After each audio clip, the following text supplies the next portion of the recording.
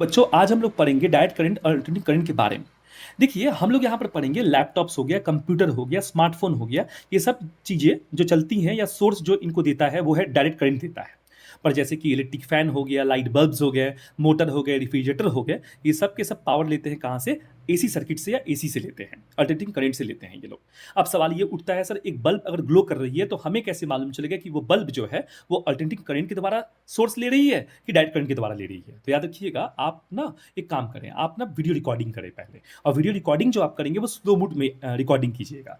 देखिएगा और light bulb में अगर फ्लिकरिंग पैदा हो रही है, मतलब जो ग्लो हो रहा है उसमें अगर फ्लिकरिंग पैदा हो रही है उसकी रोशनियों में, तो समझ जाइएगा कि वो एसी सर्किट के द्वारा चल रहा है। अगर उसकी रोशनी में फ्लिकरिंग नहीं पैदा हो रही है तो समझ जाइएगा कि उसका सोर्स जो है वो डायरेक्ट करंट है।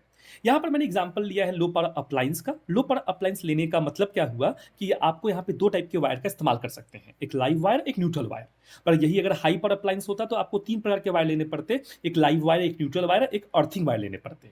लाइव वायर जो होता है वो हमेशा बैटरी के पॉजिटिव पोल से या सोर्स के पॉजिटिव पोल से अटैच्ड होता है, और न्यूट्रल वायर हमेशा सोर्स के नेगेटिव पोल से अटैच्ड होता है। न्यूट्रल वायर की जो कलर होती है वो ब्लैक ब्लू होती है, और लाइव वायर की जो कलर होती है वो रेड और ब्राउन होती है।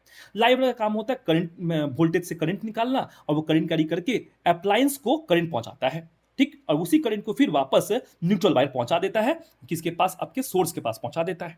याद रखिए लाइव वायर की पोलैरिटी हमेशा फिक्स्ड होती है और इलेक्ट्रॉन को हमेशा पुश करने का काम करता है, इसलिए इसकी नेचर जो होती है वो रिपल्सिव नेचर होती है, ये जान के रखिएगा। बात करते हैं पावर लॉस का, बात करते हैं कि डायरेक्ट करंट के द्वारा या डायरेक्ट करंट सब जगह यूज क्यों नहीं होती है, या लॉन्ग ट्रांसमिशन में डायरेक्ट करंट का इस्तेमाल क्यों नहीं होता। क्योंकि बेटा वहां पर हीटिंग हीटिंग जो होता है, heating effect of electric current हमको देखने को मिलता है।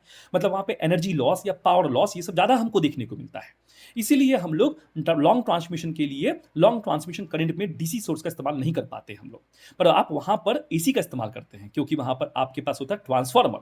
और एसी ट्रांसफार्मर जो होता है वो इलेक्ट्रोमैटिक इलेक्ट्रोमैटिक इंडक्शन, जो मैंने यहाँ पे लिखा ना ईएमआई, इस प्रिंसिपल पे काम करती है, और एसी सर्किट इसके ऊपर काम करती है।